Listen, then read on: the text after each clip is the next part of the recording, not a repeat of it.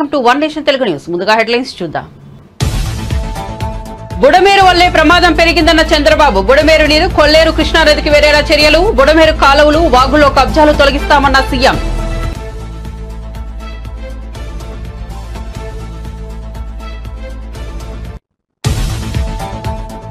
హైడ్రాపై AP deputy CM కీలక వ్యాఖ్యలు. హైడ్రా విషయంలో రేవంత్ రెడ్డి చేసేది కరెక్ట్. హైడ్రా లాంటి ఒక వ్యవస్థ మంచిదే అని స్పష్టం చేసిన పవన్ కళ్యాణ్.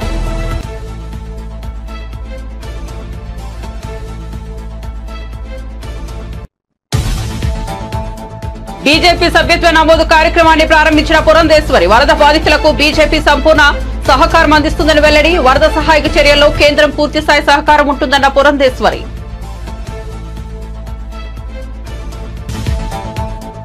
కాంగ్రెస్ బీఆర్ఎస్ కు మధ్య చాలా వ్యత్యాసం ఉందన్న జగ్గారెడ్డి. విమర్శలకు సమయం కాదు, కలిసి ప్రజల్ని ఆదుకుందామని వెల్లడి. 10 ఏళ్లు అధికారంలో ఉండి ఒకేసారి అధికారం పోగానే తేరుకోలేకపోతున్నారని ఎద్దేవా.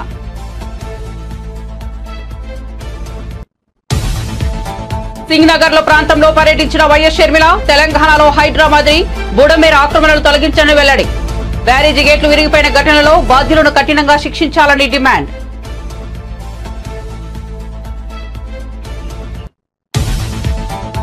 వరదను అంచనా వేయలేక నాపై బురద చల్లుతున్నారన్న పువ్వాడ అజయ్. ముందస్తు సమాచారం ఇవ్వడంలో ప్రభుత్వం పూర్తిగా విఫలమైందని వెల్లడి. కాంగ్రెస్ వల్లే ఖమ్మంకి వరదలు వచ్చాయని వ్యాఖ్య.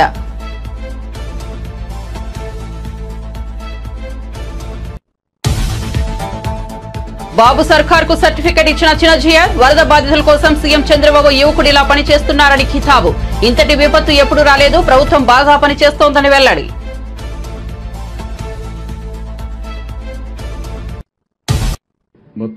వార్త వివరాల్లోకి వెళ్తే, ఓవైపు ప్రజలు ఇబ్బందుల్లో ఉంటే వైఎస్ఆర్సీపీ విష ప్రచారాలతో మానవత్వం లేకుండా వ్యవహరిస్తోందని సీఎం చంద్రబాబు మండిపడ్డారు. విజయవాడలో మీడియాతో ఆయన మాట్లాడారు. అమరావతి మునిగిందని దుష్ప్రచారం చేసేవారిని అందులోనే పూడ్చాలని విమర్శించారు. ఇలాంటి రాజకీయ నేరస్తులు తప్పుడు ప్రచారం చేసేవారిని సంఘ బహిష్కరణ చేయాలంటూ ఆగ్రహం వ్యక్తం చేశారు. వైఎస్ఆర్సీపీ లాంటి పార్టీకి రాష్ట్రంలో ఉండే అర్హత లేదన్నారు. వెలగలేరులో రెగ్యులేటరీ ఒకటి కట్టారు. అది కూడా చిన్న రెగ్యులేటర్. ఇన్ని నీళ్లు కూడా పట్టావు, అంతవరకు తప్ప ఏం జరగలేదు. 2005లో పెద్ద వరద వచ్చింది. అప్పుడు మేమందరం కూడా ఆందోళన చేశాం. దీన్ని చేస్తానని ఆ రోజు రాజశేఖర రెడ్డి చెప్పాడు, కానీ మళ్ళా వదిలేసే పరిస్థితికి వచ్చాడు. ఫైనల్ గా నేను వచ్చిన తర్వాత కూడా ఒక దగ్గర 500 కోట్లు శాంక్షన్ చేశామనేది కొంత ఇన్ఫర్మేషన్ ఉంది. ఆ 500 కోట్లు ఖర్చు పెట్టకుండా ఈ ప్రభుత్వం వచ్చిన తర్వాత మానేశారు. బుడమేరు కనీసం బ్రీచెస్ క్లోజ్ చేసుంటే, వీళ్ళు ఆకుపై చేయకుండా ఉండుంటే కొంతవరకు సమస్య పరిష్కారం అయ్యేది. ఎప్పుడైతే ఎన్క్రోచ్మెంట్స్ 2019 నుంచి విపరీతంగా జరిగాయి. ఒక పక్క కృష్ణా రివర్లో వచ్చే నీళ్లు, ఇంకొక పక్క బుడమేరు నుంచి వచ్చే నీళ్లు, రెండు కూడా కలిపి మొత్తం విజయవాడ బీభత్సంగా తయారైంది. ఎప్పుడూ లేనటువంటి వరద వచ్చే పరిస్థితి వచ్చింది, ముంపు గురైంది. దీనికి కారణం మనం చూస్తే వైఎస్ఆర్ కాంగ్రెస్ పార్టీ మాట్లాడే మాటలు మీరు చూస్తున్నారు. 2019 నుంచి 24 వరకు మీరు అధికారంలో ఉన్నారా లేదా? ఉంటే బ్రీచెస్ పెడితే ఏం చేశారు? ఎక్కడ నిద్రపోయారు? ఇంకా నేను బ్లంట్గా అడగాలంటే ఎక్కడ గాడులు కాస్తున్నారు? అలాంటి తప్పుడు పనులు చేసి మళ్ళా బురద జలాలనే కార్యక్రమం నీచమైన కార్యక్రమం.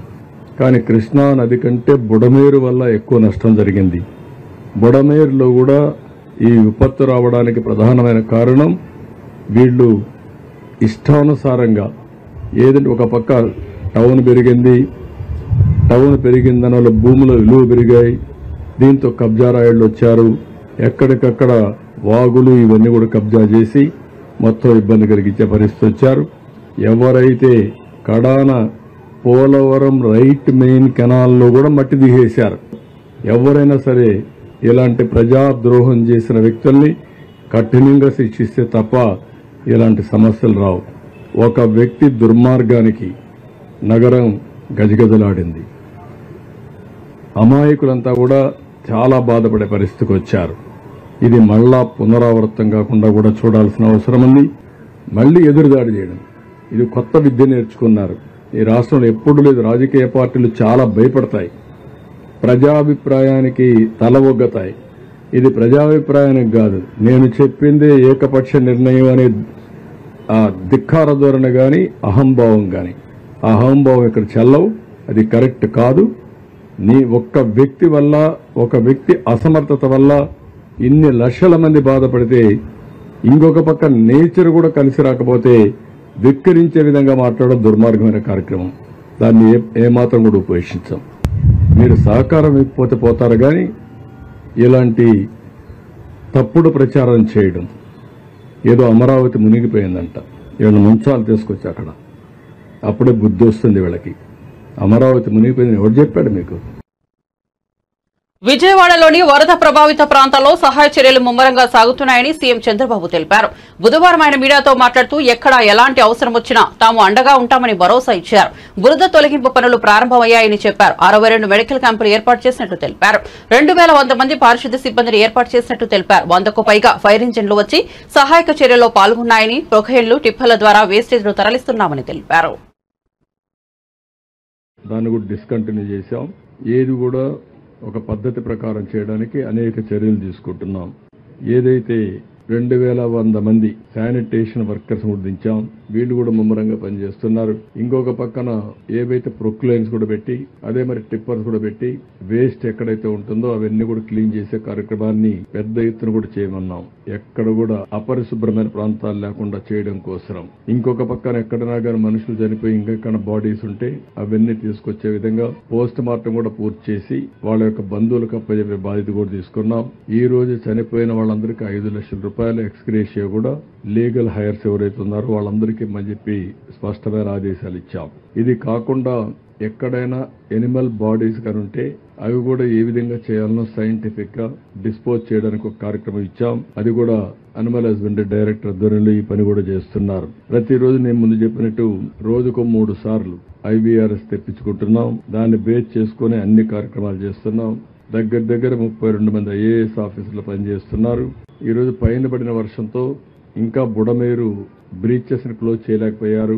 మార్నింగ్ లోకేష్ గారు, రామానాయుడు అక్కడే ఉన్నారు. వెళ్లి దాన్ని క్లోజ్ చేయడానికి అన్ని విధాల ప్రయత్నం చేస్తున్నారు. రోడ్ అయితే ఫామ్ చేశారు, ఒక బ్రీచ్ కూడా క్లోజ్ చేశారు. ఇంకా 2 బ్రీచెస్ ఉన్నాయి. They are working on that. దాని కింద కూడా ఏమి ఉన్నాయి అవన్నీ వర్క్ చేయడానికి ముందుకు పోతున్నారు. ఇంకొక పక్కన ఎలక్ట్రిసిటీ అయితే ఏ సబ్ స్టేషన్ లో ఏ ట్రాన్స్ఫార్మర్ దగ్గర వాటర్ లేకపోతే తెలంగాణ ప్రభుత్వం హైడ్రా పేరుతో ఏర్పాటు చేసిన వ్యవస్థ ఇప్పుడు అక్రమ కట్టడాల పనిపడుతోంది. హైదరాబాద్ లో విపత్తు నిర్వహణ, ప్రభుత్వ ఆస్తుల రక్షణ కోసం ఒక స్వతంత్ర సంస్థగా ఇది ఏర్పాటు చేశారు. దీనికి కమిషనర్ గా IPS అధికారి ఏవి రంగనాథ్ వ్యవహరిస్తున్నారు. ఇప్పటికే పలు అక్రమ కట్టడాలను కూలుస్తూ దూకుడు చూపిస్తోంది హైడ్రా. అయితే హైడ్రాపై AP deputy CM Pawan Kalyan కీలక వ్యాఖ్యలు చేశారు. హైడ్రా విషయంలో తెలంగాణ ముఖ్యమంత్రి రేవంత్ రెడ్డి చేసేది కరెక్ట్ అన్నారు. హైడ్రా లాంటి ఒక వ్యవస్థ మంచిదే అని స్పష్టం చేశారు పవన్ కళ్యాణ్. ఏపీలో ఉన్న పరిస్థితుల్లో హైడ్రా లాంటి వ్యవస్థపై ఏం చేయాలనేది చర్చిస్తామన్నారు పవన్ కళ్యాణ్. హైదరాబాద్ లో చెరువుల్లో ఇల్లు కట్టేస్తున్న సమయంలో చూసేవాడిని, ఇల్లు చెరువుల్లో కట్టేస్తే ఎలా అడుకునేవాడిని, కానీ ఇప్పుడు రేవంత్ రెడ్డి వచ్చి వాటిని తొలగిస్తున్నారని అభినందించారు. నిబంధనలకు విరుద్ధంగా నిర్మాణాలు జరిగే సమయంలో కఠినంగా ఉండాలని, అలా కాకుండా కట్టే సమయంలో సైలెంట్ గా ఉంటే ఇబ్బందులు తప్పవన్నారు. వెళ్తుందో తెలియక అది విజయవాడ సగం నగరాన్ని వరద నీరుతో ముంచెత్తేసింది. ప్రతిసారి ఇప్పుడు మీరు హైదరాబాద్లో చూసినా కానీ వీళ్ళు వాళ్ళ హైడ్రా అని చెప్పి వాళ్ళు స్టార్ట్ చేసి డెమాలిషన్ డ్రైవ్ కొన్ని వందల చెరువులు ఉన్న ప్రాంతాన్ని, లోతట్టు ప్రాంతాలని, ఫుల్ ట్యాంక్ లెవెల్ ప్రాంతాలని ఒక 20 ఇయర్స్గా 30 ఇయర్స్గా ఏం లేదు, వరద లేదు, నీళ్లు లేవు అని చెప్పి ఇల్లు కట్టేయడం జరిగింది అక్కడ కూడా. అలాగే ఏ మూల భారతదేశంలో ఏ రాష్ట్రంలో అయినా సరే, అలాగే ప్రత్యేకంగా తెలంగాణ కావచ్చు, అలాగే మనకు సంబంధించి ఆంధ్రప్రదేశ్ కావచ్చు, ఇది ఈ నదీ పరివాహక ప్రాంతాలు ఇక్కడి నుంచి సహజ స్థితిలో అది ఆ వాగులు వంకల నుంచి వెళ్ళి సముద్రంకి వెళ్ళే దిశలో ఆ దారి మధ్యలో ఇల్లు కట్టేయడం, లేదంటే లేఅవుట్లు వేసేయడం, ఇవన్నీ వైలేషన్ ఒకళ్ళు చేయలేదు. కొన్ని దశాబ్దాలుగా కొంచెం ఇంక్రిమెంటల్గా చేసుకుంటూ వచ్చి అది చేసుకుంటూ వచ్చారు. ఇది కూడా మేము అడ్డగోలుగా కూర్చోబెట్టి ఇది వైసీపీ ప్రభుత్వం మాటలు కాకపోతే వాళ్ళు చేసి ఉండాల్సింది. ఎంతో కొంత ప్రయత్నం కూడా చేయకుండా ఇలాంటి పరిస్థితుల్లో ఇంత సమర్థవంతంగా ఆ వయసులో ఆయన బుల్డోజర్లు ఎక్కి అసలు చేరలేని ప్రదేశాల్లో, వెళ్ళలేని ప్రదేశాల్లో కూడా ఆయన బుల్డోజర్ ఎక్కి, ఆయన పొక్లైనర్లు ఎక్కి, ట్రాక్టర్లు ఎక్కి గౌరవ ముఖ్యమంత్రి గారు అది అప్రిషియేట్ చేయాల్సింది పోయి నన్ను విమర్శించడం ఇది సరైన పద్ధతి కాదు, మార్చుకోవాలి వైసీపీ నాయకులు. అలాగే వైసీపీ నాయకులకు కూడా నా విన్నపం, నా విజ్ఞాపన, మీరు విమర్శించడానికంటే కూడా ఇది మనందరి ఉమ్మడి సమస్య. ఇది మనందరి ఉమ్మడి మన రాష్ట్ర సమస్యది. సో మీరు కూడా నడుము వంచి, మీరు కూడా బయటకు వచ్చి, మీరు కూడా సహాయక చర్యల్లో పాల్గొనాలని మనస్ఫూర్తిగా కోరుకుంటా ఉన్నాను. అలాగే గత 2-3 రోజులుగా నేను కనిపించట్లేదు అది అని మాట్లాడుతాను. ఒకటి చెప్తాను, ఇప్పుడు నేను వస్తే నాకు ఇబ్బంది ఏంటంటే ఈ సహాయక చర్యల్లో ఇబ్బంది పడిపోద్ది. ఒకసారి అందరూ వరద బాధితుల్ని ఆదుకునేందుకు ముఖ్యమంత్రి చంద్రబాబు ఏం చేయడం లేదని, అసలు ప్రణాళికాబద్దంగా వ్యవహరించి ఉంటే పరిస్థితి ఇలా ఉండేది కాదని వైఎస్ఆర్సీపీ అధినేత వైఎస్ జగన్మోహన్ రెడ్డి అన్నారు. రాజరాజేశ్వరిపేట వరద ప్రభావిత ప్రాంతాల్లో పర్యటించిన ఆయన బాధితులను పరామర్శించారు. అనంతరం చంద్రబాబు సర్కార్ అలసత్వంపై ఆయన ఆగ్రహం వ్యక్తం చేశారు. సహాయం చేసే పరిస్థితి వస్తుంది. ఆ గోడ చూస్తే ఆ ఇళ్లలోకి నీళ్లు దూరాయి కాబట్టి, ఇళ్లలో నీళ్లు వచ్చాయి కాబట్టి పబ్లిసిటీ అని చెప్తూ కలెక్టర్ కార్యాలయంలో నేను మాట్లాడుకుంటున్నాను. రాత్రి 2 గంటలకు ప్రెస్ మీటు, రాత్రి 3 గంటలకు ప్రెస్ మీట్, ఎందుకంటే నిద్ర రాదు కాబట్టి ప్రెస్ మీటు అని చెప్పి ఇట్లాంటివి ఉండేటివి కాదు. కలెక్టర్లకు క్లియర్ కట్ గా మెసేజ్ పోయేది. వారం రోజులు మీకు టైం ఇస్తా ఉన్నా, వారం రోజుల తర్వాత మేము వస్తాము, వారం రోజుల తర్వాత స్వయంగా నేనే ముఖ్యమంత్రి హోదాలో నేను వస్తాను. నేను వచ్చేసరికి ఏ ఒక్కరు కూడా ఫలాని రకంగా నష్టం జరిగింది, ఫలాని కలెక్టర్ మాకు సరిగ్గా పలకలేదు, ఫలాని కలెక్టర్ మాకు సరిగ్గా పనిచేయలేదన్న మాట రాకూడదు అని చెప్పి గట్టిగా ఇన్స్ట్రక్షన్స్ ఇచ్చేవాళ్ళం. నేను చెప్పిన తర్వాత కలెక్టర్లకు కావాల్సిన సహాయ సహకారాలు అందిస్తూ వెంటనే TR27 కింద కలెక్టర్ అకౌంట్లోకి డబ్బులు పడిపోయేటి. కలెక్టర్లకు డబ్బులు ఇచ్చేవాళ్ళం, ఎంపవర్ చేసేవాళ్ళం, ఆర్గనైజ్డ్ గా ముందుకు వెళ్లిపోమని సంకేతం ఇచ్చేవాళ్ళం. వెంటనే కలెక్టర్ యాక్టివేట్ అయ్యేవాడు, వాలంటీర్లను యాక్టివేట్ చేసేవాడు, సచివాలయ సిబ్బంది యాక్టివేట్ అయ్యేది. వెంటనే ఒక వ్యవస్థ అంతా కూడా మొత్తం కూడా అడుగులు ముందుకు వేస్తూ కదులుతూ వచ్చి ప్రతి బాధితుడికి కూడా తోడుగా ఉంటూ వాళ్ళందరినీ రిలీఫ్ క్యాంపుల్లోకి తీసుకుపోవడం, వాళ్ళందరినీ బాగా చూసుకోవడం, ఆ తర్వాత బాగా చూసుకోవడమే కాకుండా మొట్టమొదటిసారిగా మా ప్రభుత్వంలో వాళ్ళను ఊరికనే ఇంటికి కూడా పంపించుకోకుండా వెళ్లేటప్పుడు మళ్ళీ డబ్బులు కూడా 2,000 రూపాయలు డబ్బులు కూడా చేతికిచ్చి కూడా పంపించిన పరిస్థితులు కూడా మా ప్రభుత్వంలో మాత్రమే గతంలో జరిగి ఉండేది. ఒకసారి గమనించమని అడుగుతా ఉన్నా, అప్పట్లో జరిగిన పరిస్థితులు ఏమిటి, అప్పట్లో ఏ రకంగా మేనేజ్మెంట్ జరిగింది, ఇప్పుడు ఏ రకంగా మేనేజ్మెంట్ జరుగుతా ఉంది అనేది గమనించమని అడుగుతా ఉన్నా.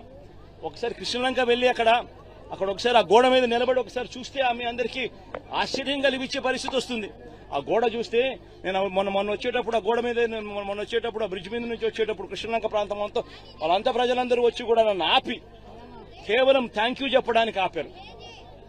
ఆ ఒక్క గోడ, ఈ కృష్ణలంకకి ఇరువైపున ఉన్న ఈ ఒక్క గోడ దాదాపుగా 500 కోట్ల రూపాయలు ఖర్చు చేసి మన ప్రభుత్వంలో మనం కట్టినందువలన ఈ రోజు దాదాపుగా అక్కడ ఉన్న దాదాపుగా మరో 3 లక్షల మంది ఈ రోజు దాదాపుగా అందరూ కూడా సేఫ్ గా ఈ రోజు పడుకోగలుగుతా ఉన్నారు. పోయిన వాళ్ళు ఇంకా తేలే పరిస్థితి కూడా కనిపిస్తా ఉంది. మరి 32 మంది చావుకు కారణం ఎవరు? మరి ఇంత దారుణంగా ఆర్గనైజేషన్ మేనేజ్మెంట్ అనేది నువ్వు లేకుండా ఈ మాదిరిగా నువ్వు. విశాఖపట్నంలో భారతీయ జనతా పార్టీ రాష్ట్ర స్థాయి సభ్యత్వ నమోదు కార్యక్రమం 2024ను ఏపీ బీజేపీ చీఫ్ దగ్గుపాటి పురంధేశ్వరి ప్రారంభించారు.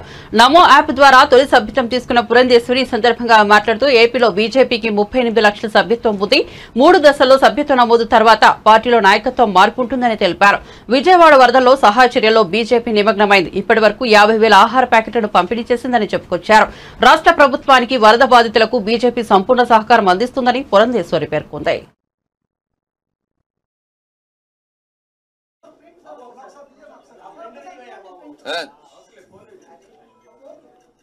ఈ సభ్యత్వ నమోదు కార్యక్రమం కేవలం సభ్యుల్ని చేర్చుకోవడానికి మాత్రమే కాదు, కానీ భారతీయ జనతా పార్టీకి ప్రజలకి మధ్య వారధిగా ప్రసార మాధ్యమాలుగా వారి బాధ్యతను నిర్వహిస్తూ భారతీయ జనతా పార్టీ ఇప్పటి వరకు చేసినటువంటి మంచి పనులన్నీ కూడా ప్రజలకి తెలియజేస్తూ ఒక వారధిగా వారిని పార్టీకి అనుసంధించేటువంటి కార్యక్రమం ఇవాళ భారతీయ జనతా పార్టీ కార్యకర్తలు అందరూ చేస్తారు. ఆ యొక్క కార్యక్రమం విజయవాడలో ప్రారంభించుకోవాలి అని చెప్పి అనుకున్నా. మనందరికీ తెలుసు, దురదృష్టవశాత్తు ఇవాళ విజయవాడ పరిసర ప్రాంతాల్లో ఏ రకమైనటువంటి పరిస్థితి ఉందో మనందరికీ తెలుసు. అక్కడ క్షతగాత్రులు ఎవరైతే ఉన్నారో వారితోటి భారతీయ జనతా పార్టీ కార్యకర్తలు కూడా నిలబడి ఉన్నారు. ఈ 2-3 రోజుల్లోనే భారతీయ జనతా పార్టీ కార్యకర్తలు దగ్గర 50,000 ప్యాకెట్ల భోజన ప్యాకెట్లు అక్కడ ఉన్నటువంటి క్షతగాత్రులకు అందించారు. అక్కడ ఉన్నటువంటి క్షతగాత్రుల్ని సురక్షితమైన ప్రాంతాలకి తరలించడంలో కూడా భారతీయ జనతా పార్టీ కార్యకర్తలు ఒక చురుకైనటువంటి పాత్రని అక్కడ నిర్వహిస్తున్నారు. కనుక భారతీయ జనతా పార్టీ ఎప్పుడూ కూడా ప్రజలతో మమేకమై ప్రజలతో నిలబడేటువంటి పార్టీ కాబట్టి ఇవాళ విజయవాడలో జరిగినటువంటి ఈ దురదృష్టకరమైనటువంటి పరిస్థితి ఏదైతే ఎదుర్కొంటున్నామో రాష్ట్ర ప్రభుత్వానికి, అదేవిధంగా విజయవాడ పరిసర ప్రాంతాల్లో ప్రజలు ఇబ్బందుల్లో ఉన్నటువంటి ప్రజలందరికీ కూడా భారతీయ జనతా పార్టీ మరియు భారతీయ జనతా పార్టీ కార్యకర్తలు వారి సంపూర్ణమైనటువంటి సహకారాన్ని అందిస్తూ అండదండగా నిలబడతారని చెప్పి మీ మాధ్యమంగా మేము తెలియజేస్తూ, భయపడాల్సినటువంటి అవసరం లేదని అక్కడ ఉన్నటువంటి ప్రజలకి చెబుతూ భరోసాగా ఎప్పుడు భారతీయ జనతా పార్టీ అండగా నిలబడుతుందని చెప్పి తెలియజేస్తున్నాను.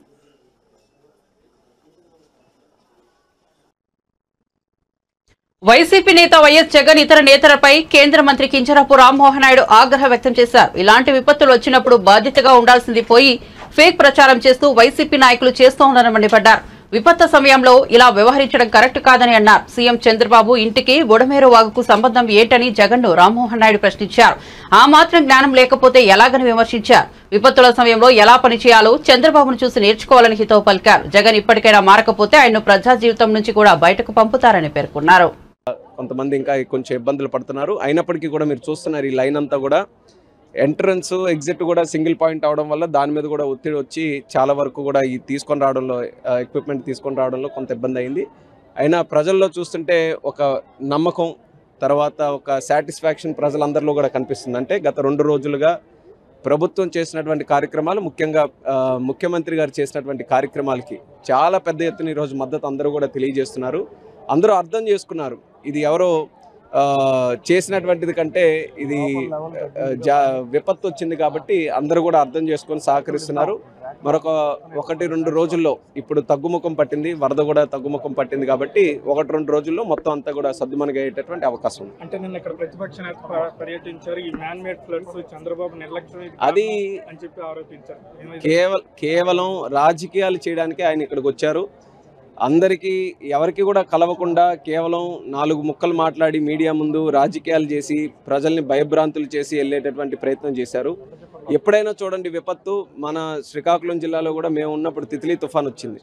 అలాంటి సమయంలో కూడా వైఎస్ జగన్మోహన్ రెడ్డి గారు వచ్చి ప్రజల్ని రెచ్చగొట్టే ప్రయత్నం చేశారు తప్ప భరోసా మాత్రం ఎవరికి ఇవ్వలేదు. నిన్న కూడా వస్తే ఇంత విపత్తు వచ్చినటువంటి సమయంలో ప్రజలకి కలిసి బాధ్యతగా ఒక నాయకుడి స్థానంలో ఉన్నటువంటి వ్యక్తి, అమ్మ మేమున్నాము, మీతో ఏదైనా సహకారం ఉంటే మేము మా వంతుగా కూడా చేస్తాం అన్నటువంటి మాట మాట్లాడాలి. కానీ ఇష్టం వచ్చినట్టుగా దొంగ మాటలు చెప్పడం, లేకపోతే ఫేక్ ప్రాపగాండా ఒకటి క్రియేట్ చేయడం, అది గతం నుంచి ఆయనకు అలవాటు అయినటువంటి పద్ధతి.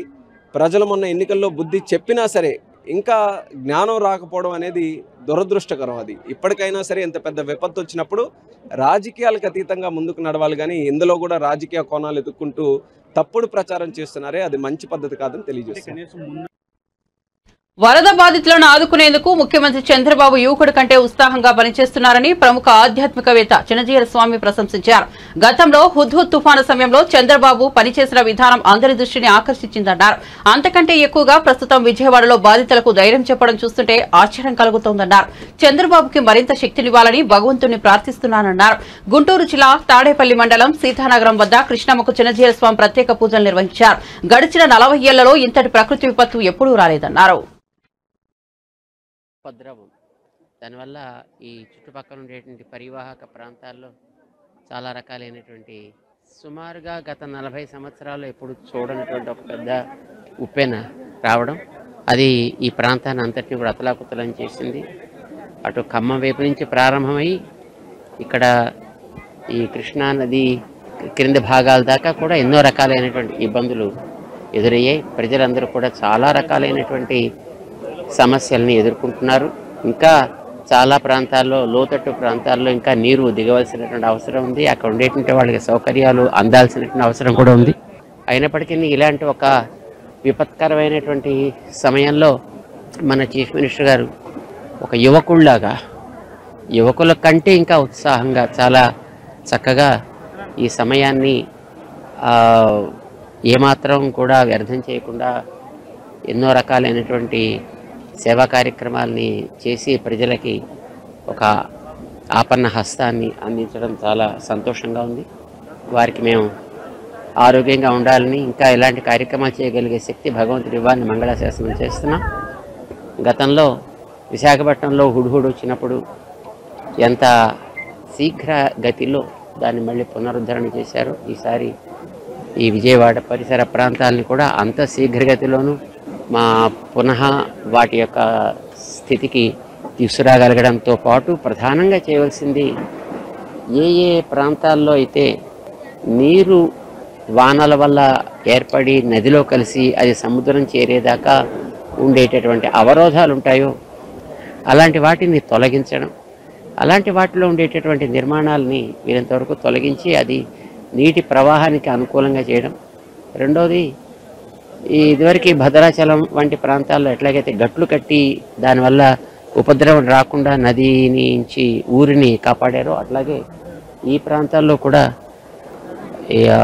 గట్లు మరింత పెంచి ఉపద్రవం రాకుండా ఉండేట్టుగా చేసే ఒక ప్లాన్ ముందు బహుశా వారి దృష్టిలో కూడా ఉండి ఉంటాయని నేను అనుకుంటా. జరగాలని ఆశిస్తాం. ఈ ప్రకాశం బరాజ్కి అటుపక్కన ఇదివరకు ఎక్కడో దూరంగా భవానీ ఐలాండ్ ఏదో మరొకటో దూరంగా ఎక్కడో ఉండేది. మిగతా ప్రాంతం అంతా కూడా నీరు ప్రవహించడానికి, నీరు స్టాక్ ఉండడానికి తగినటువంటి వసతి ఉండేది. ఇప్పుడు అక్కడి నుంచి వచ్చేటటువంటి పేరుకుపోయినటువంటి ఇసుక వల్ల అసలు నీటి స్టాక్ అనేటటువంటిది ఊరికే నామకహ ఉండే స్థితే ఏర్పడింది. మిగతాదంతా కూడా నిండిపోయి అక్కడెక్కడో దూరంగా ఉండాల్సిన ఐలాండ్ ఈ ఆల్మోస్ట్ మన ప్రకాశం బరాజ్ని టచ్ చేసే అంతవరకు కూడా పెరుగుతూ వచ్చేసే పైన ఆల్మోస్ట్ మొక్కలు వచ్చేసాయంటే కింద ఎంత పేరుకుపోయిందో దాన్ని బట్టి మనకు అర్థమవుతుంది. చాలా ఇసుక మేటేసుకుపోయి నీటి స్టాక్ లేకపోవడంతో పాటు వచ్చిన కాస్త నీరు కూడా అటుపక్కన ఆగకుండా కిందకి ప్రవహించి వ్యర్థంగా పోయేటటువంటి స్థితి ఏర్పడుతుంది. సో దీని మీద కాస్త వారికి అవగాహన ఉంటుందని మేము వరద వస్తుందని ఖమ్మం ప్రజలకు ముందు చెప్పలేదు. ఇదే ప్రభుత్వ ఫెయిల్యూర్ అని మాజీ మంత్రి పువ్వాడ అజయ్ కుమార్ అన్నారు. ఈ సందర్భంగా ఆయన మీడియా సమావేశంలో మాట్లాడారు. శనివారం 21 అడుగులకు నీటి మట్టం చేరింది. 21 అడుగులకు చేరిన ఒక ఇల్లు కూడా మునగదన్నారు. కాకపోతే నీటి మట్టం 18 అడుగులకు చేరగానే మైక్రోలో అనౌన్స్మెంట్ ఇచ్చి ట్రాక్టర్లు, వ్యాన్లు తీసుకొచ్చి ప్రజలు సామగ్రితో సురక్షిత ప్రాంతాలకు తరలించారు. దాన్ని డైవర్ట్ చేయడం కోసం మన డైవర్షన్ ముఖ్యమంత్రి గారు నిన్న ఖమ్మం జిల్లా వదిలిపెట్టి మహబాద్ జిల్లా పోయి అక్కడ నా మీద దాడి చేస్తారు.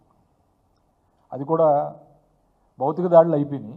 దాని తర్వాత వ్యక్తిత్వ హనన దాడి ఏంటంటే మునేరు కంట వరద వచ్చిందంట. మునేరుకు వరద వచ్చిందంట అజయ్ కుమార్ ఆక్రమణలో, ఖమ్మంలో అజయ్ కుమార్ ఆక్రమణలో వచ్చిందంట. నిజంగా కూడా గతంలో అందరూ అంటే అవగాహన లేని ముఖ్యమంత్రి అంటే నిజంగానే నేను అంత కొంత అనుకున్నా, కానీ ఇంత అవగాహన లేకుండా ముఖ్యమంత్రులు ఉంటారని నేనైతే అనుకుంటాను. ఫస్ట్ టైం చూస్తున్నా. అసలు మునేరు అనే దానికి వరద ఏడు నుంచి వస్తుంది. మునేరు అనే దానికి వరద ఆకేరు అనే ఒక ఏరు, మునేరు కూడా ఏరే, ఆకేరు దాంతోపాటుగా బుగ్గని వాగంటారు, ఆకేరు ఏరు. ఈ రెండు మహబాద్ జిల్లా నుంచి వచ్చి మా ఖమ్మం జిల్లాలో త్రివేణి సంగమంలాగా తీర్థాల దగ్గర కలుస్తాయి. ఆడ నుంచి ఖమ్మం నగరం మీద పడుతుంది. ఇది ఫ్లడ్ మునేరుకు వచ్చేది. మునేరు పరివాహక ప్రాంతంలో ఉన్న కాలనీలన్నీ కూడా నిన్న మీ పేపర్లలో కాలనీలు కూడా విస్తృతంగా రాశారు. ఏమేమి కాలనీలు ఉన్నాయనేది కూడా రాశారు. ఈ కాలనీలో అన్నీ కూడా మునేరుకి ఇరువైపులు ఉంటాయి. అటువైపు పాలేరు కాన్స్టిట్యున్సీ, ఇటువైపు ఖమ్మం కాన్స్టిట్యున్సీ. ఇరువైపులు ఉన్న Danavaigudem, Ravanapeta, Karunagiri, Rajiv Gruhakalpam, Jalagam Nagar, Peddathanda, Venkateswara Nagar, Moti Nagar, Bokkalagadda, Manchigand Nagar, Prakash Nagar, pumping well road, FC godown, TNGO colony, Damsalapuram, Agraharam colony. ఇవన్నీ కూడా మునేరుకి ఇరువైపులు ఉన్న కాలనీలు. వీటన్నిటిలో కూడా వరద ప్రభావిత ప్రజలందరూ ఇందులోనే ఉన్నారు. దీంట్లో ప్రజలందరూ గత 30 సంవత్సరాలకి ఇల్లు కట్టుకొని ఉన్నారు. గత 10 సంవత్సరాలకు కాదు, 30-40 సంవత్సరాలకి ఇల్లు కట్టుకున్నారు. మరి రాజీవ్ గృహకల్ప కట్టింది మీరే. మేమైతే కట్టి రాజీవ్ గాంధీ పేరు పెట్టాం కదా 10 ఏళ్లలో.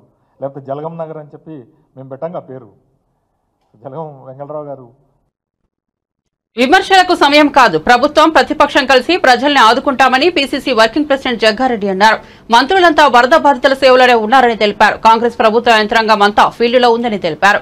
బాధ్యతగా సిన్సియర్ గా పనిచేస్తున్నారని అన్నారు. సీఎంతో మోడీ మాట్లాడడం 7,000 కోట్ల నష్టం జరిగినట్లు కేంద్రానికి నివేదికలు పంపారని సీఎం అన్నారు. వర్షాలు వస్తున్నాయని తెలిసిన వెంటనే అలర్ట్ అయింది ప్రభుత్వం. ప్రకృతి మీద అంచనా ఎవరు వేయలేరు కదా అని తెలిపారు. పని మీద ఉన్న శ్రద్ధ, కాంగ్రెస్ గవర్నమెంట్ పని మీద ఉన్న శ్రద్ధ, పబ్లిసిటీకు మేమంతా ప్రయారిటీ పెట్టుకోము. మేము ప్రాక్టికల్గా దగ్గర ఉంటాం. మేము అది ఇప్పుడు బీఆర్ఎస్ అప్పుడు గవర్నమెంట్ ఉన్నా, ఇప్పుడు అపోజిషన్లో ఉన్నా, అది బీఆర్ఎస్ పార్టీ వాళ్ళు పబ్లిసిటీకే ప్రాధాన్యత ఎక్కువచ్చుకుంటారు. వాళ్ళు వాస్తవాలకు దూరం ఉంటారు, పబ్లిసిటీకి ఎక్కువ పబ్లిసిటీ. అంటే 90% వాళ్ళు పబ్లిసిటీకి ఎక్కించుకుంటారు. వాళ్ళు మేము 100% పబ్లిసిటీకి దూరం ఉంటాము, పనికి దగ్గర ఉంటాము. వాళ్ళు 100% పనికి దూరం ఉంటారు, పబ్లిసిటీకి దగ్గర ఉంటారు. బీఆర్ఎస్ పార్టీ ఈ వ్యత్యాసం ఉంది. పనితనానికి పనితనం లేని దానికి ఈ రెండు రాజకీయ పార్టీల కాంగ్రెస్ అండ్ బీఆర్ఎస్కు ఉన్న పని తేడా చెప్తున్నాం మీకు. ఇది కూడా గమనించాలి, ఈ విషయాన్ని కూడా గమనించాలి. ఇప్పుడు ప్రజలు ఇబ్బంది పడుతుంటే ముఖ్యమంత్రి, మా మంత్రులు, మినిస్టర్స్ అందరూ కూడా దాంట్లో వాళ్ళని ఎట్లా ఆదుకోవాలో అనే మైండ్ అంతా వాళ్ళ ప్రజల మీద ఉన్నది, ఆ వరదల్లో చిక్కుకున్న ప్రజల మీద ఉన్నది. కాబట్టి మేము దానికే 100% ప్రయారిటీ ఇస్తాం. మేము ఈ విషయాన్ని కూడా ప్రజలు గమనించాలి.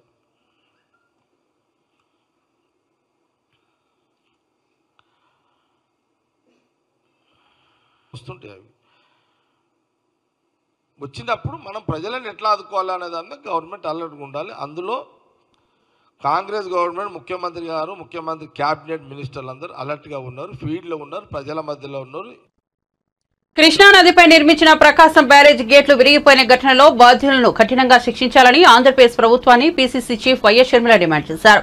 బుధవారం ప్రకాశం బ్యారేజీని వైఎస్ షర్మిల పరిశీలించారు. అనంతరం వైఎస్ షర్మిల మాట్లాడుతూ ప్రకాశం బ్యారేజీ వద్ద కావాలనే పడవలను వదిలారా అనే సందేహం వ్యక్తం చేశారు. అందుకు బాధ్యులు ఎవరో గుర్తించి వారిని కఠినంగా శిక్షించాలని ప్రభుత్వానికి సూచించారు. నదులలో తేలడం చూసాం.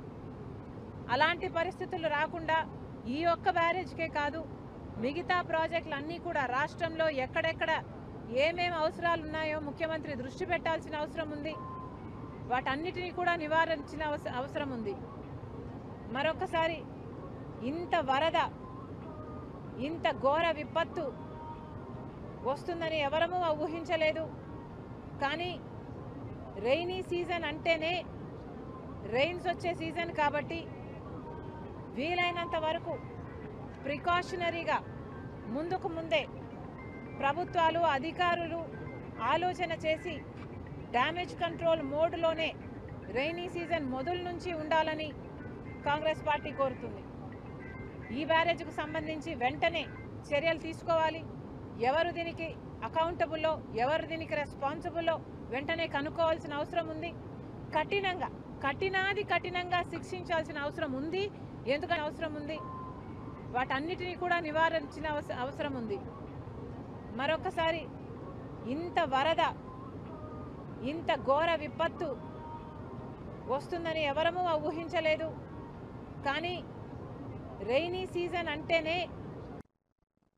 బులెటిన్ ముగించే ముందు హెడ్లైన్స్ మరోసారి చూద్దాం. బుడమేరు వల్లే ప్రమాదం పెరిగిందన్న చంద్రబాబు. బుడమేరు నీరు కొల్లేరు కృష్ణానదికి వెళ్లేలా చర్యలు. బుడమేరు కాలువలు, వాగుల్లో కబ్జాలు తొలగిస్తామన్న సీఎం.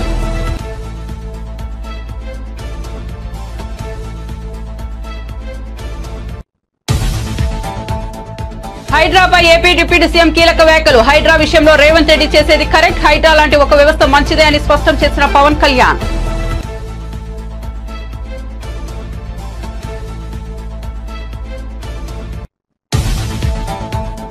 బీజేపీ సభ్యత్వ నమోదు కార్యక్రమాన్ని ప్రారంభించిన పురంధేశ్వరి. వరద బాధితులకు బీజేపీ సంపూర్ణ సహకారం అందిస్తుందని వెల్లడి. వరద సహాయక చర్యల్లో కేంద్రం పూర్తిస్థాయి సహకారం ఉంటుందన్న పురంధేశ్వరి.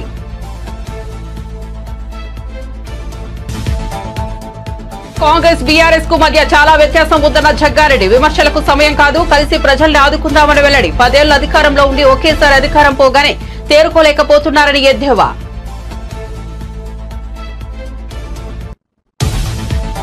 సింగ్నగర్ లో ప్రాంతంలో పర్యటించిన వైఎస్ షర్మిల. తెలంగాణలో హైడ్రా మాదిరి బుడమేర ఆక్రమణలు తొలగించాలని వెల్లడి. బ్యారేజీ గేట్లు విరిగిపోయిన ఘటనలో బాధ్యులను కఠినంగా శిక్షించాలని డిమాండ్.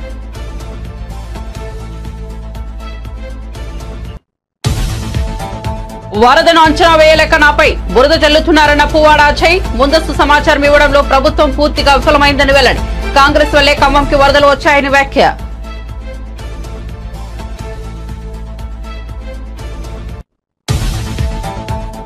బాబు సర్కార్ కు సర్టిఫికెట్ ఇచ్చిన చిన్నజీఆర్. వరద బాధితుల కోసం సీఎం చంద్రబాబు యువకుడిలా పనిచేస్తున్నారని ఖితాబు. ఇంతటి విపత్తు ఎప్పుడు రాలేదు, ప్రభుత్వం బాగా పనిచేస్తోందని వెల్లడి.